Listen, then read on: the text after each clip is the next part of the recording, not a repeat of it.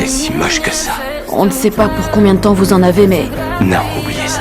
Pas de traitement. Se détenu tous depuis 1 an, et les gardiens pensent juste qu'il fait semblant, jusqu'au jour où il manque de s'étouffer en crachant ses poumons. Là seulement, on l'envoie d'urgence à l'hôpital. Au début, les médecins croient à une simple tuberculose, mais quand la radio des poumons tombe, tout le monde blêmit. C'est pas du tout un cas de tuberculose.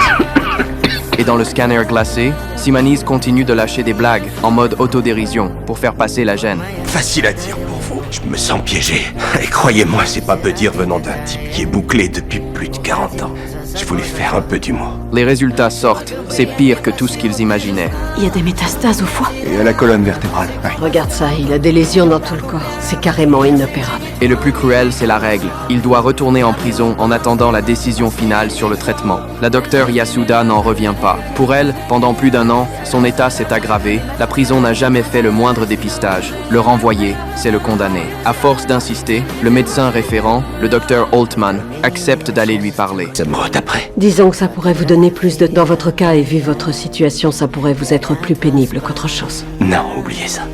Pas de traitement. Simanis dit que sa vie, au fond, c'est une longue torture. Entré en prison à 17 ans, il a passé 40 ans dans la peur, à prier chaque jour de ne pas finir poignardé ou tabassé à mort. Il n'aurait jamais cru que lui, il mourrait de maladie. Yasuda refuse d'abandonner. Elle cherche frénétiquement, tombe sur un essai clinique, mais Holtman le stoppe net.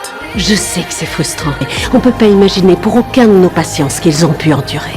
Alors nous devons croire qu'ils connaissent leur vie mieux que nous. Seulement aujourd'hui, la meilleure façon de prendre soin de lui, c'est de faire notre possible pour essayer d'alléger ses souffrances. Au final, Yasuda comprend. C'est aussi une forme de respect. Le jour de la sortie, Simanis est en fauteuil roulant, escorté vers le fourgon pénitentiaire. Les médecins ont demandé une libération pour raison médicale, mais tout le monde sait que l'espoir est mince. Et juste au moment où Simanis va être chargé dans le fourgon, Yasuda déboule en courant, hors d'haleine.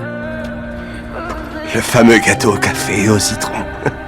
J'en ai plus mangé depuis que je suis ado. Oh, merci.